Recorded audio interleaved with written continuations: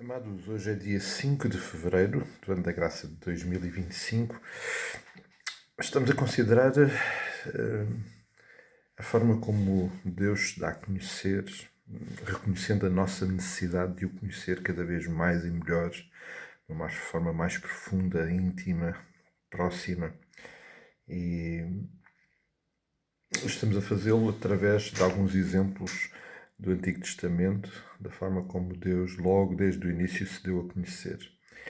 E enquanto vamos fazendo esta caminhada e vamos continuar esta semana a considerar a experiência de Abraão, algo que fica sempre muito marcante no meu coração a este respeito é o facto que sempre que Deus intervém na vida de alguém, isso vai acontecer com toda a certeza na vida de cada um de nós, a sua intervenção é sempre surpreendente. Na realidade, nunca podemos estar a contar com aquilo que Deus vai fazer, vai dizer, porque, bom, isso era reduzir Deus a uma dimensão, à nossa realidade. Algo que nunca irá acontecer. Deus é muito mais majestoso, grandioso, muito mais do que aquilo que nós conseguimos sequer entender. E por isso as suas intervenções vão ser sempre surpreendentes. Ontem vimos como Deus, na primeira revelação, intervenção na vida de Abraão, diz-lhe algo surpreendente. Ele estava com a sua família lá no seu lugar e Deus fala com Abraão e diz: sai desta terra e vai para um lugar onde eu te vou mostrar. E faz de uma promessa logo, e a promessa de que a partir dele iria abençoar todas as nações, e isso é tão interessante, porque também nessa promessa Deus já vai incluir mais uma vez o projeto, a obra redentora, porque remetemos a Mateus capítulo 1 e lá logo no início a genealogia de Jesus começa exatamente em Abraão, porque Deus já tinha esse plano e, portanto, Deus menciona, quando lá no versículo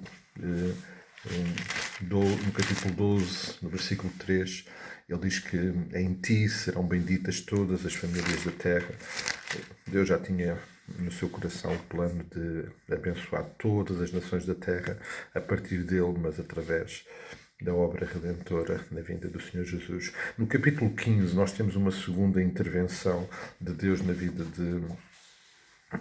de Abraão. E aqui acontece algo que eu creio que vale a pena voltar a considerar. Muitas vezes, quando Deus fala connosco, nós não entendemos, ficamos com dúvidas, e o facto é que nesta segunda intervenção, Deus começa por consolar Abraão, dizendo-lhe que iria estar com ele.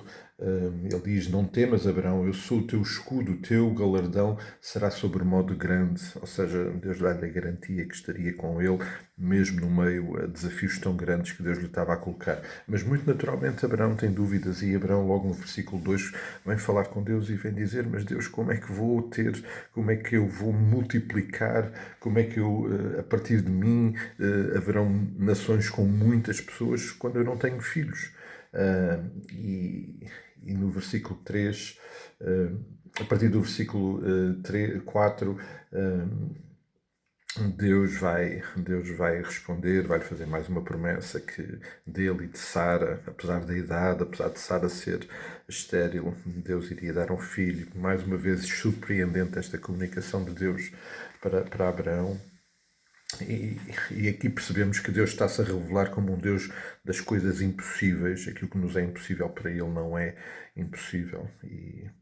E por isso, neste processo, Deus vai se revelando, Deus vai dando-se a conhecer a Abraão. Ainda assim, Abraão comete erros. Um dos erros de Abraão e de Sara foi fazer um atalho, achando que aquilo que Deus tinha dito não poderia acontecer. Eles usam Agar para resolver o problema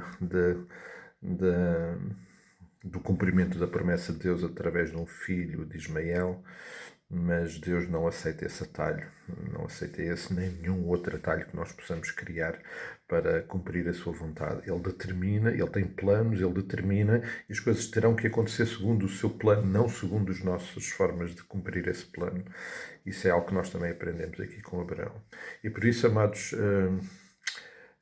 fica muito claro nesta segunda intervenção de Abraão que Deus é um Deus que tem planos, um Deus que faz promessas, um Deus que se preocupa e cuida com com os seus escolhidos, porque Deus vai ter com Abraão e diz para ele não temer, para ele ficar tranquilo. É um Deus de alianças, sim. Nesta circunstância Deus faz uma aliança formal com Abraão, e essa aliança é-nos tão importante para nós também hoje. Um Deus para quem não há impossíveis, e quando Deus fala as coisas, mesmo que nos pareçam impossíveis, elas não são impossíveis. São aos nossos olhos, mas não são aos olhos de Deus. E um Deus que não aceita atalhos, Ele vai sempre rejeitar as nossas tentativas de fazer as coisas à nossa maneira. Deus tem um plano e tem uma maneira de fazer as coisas e não vai desviar desse caminho. E sempre que nós o tentamos fazer, prejudicamos, afastamos dos planos de Deus e pomos em causa esses planos, e por isso precisamos estar muito atentos. Em tudo isto, amados, mais uma vez lembrar que estar atento ao que Deus fala é tão importante, e Deus fala de tantas maneiras. Já vimos Deus a falar de tantas maneiras, através da criação, através do falar, continua a ser uma forma de Deus comunicar connosco, mas Deus vai falando connosco de tantas formas que nós precisamos mesmo muito de estar atentos ao que Ele nos está a falar. E Ele está a falar connosco hoje, não tenho dúvida nenhuma. E eu creio que estes exemplos do passado nos ajudam a compreender a forma como Deus fala e como Deus é e como Deus se revela. E nós precisamos de conhecer este Deus profundamente. Que o Senhor nos abençoe ricamente, um dia muito abençoado na caminhada com Jesus, e que possamos também nos cuidar em oração uns dos outros, e querendo o Senhor nos encontramos por aí. Até lá, bênçãos do Pai.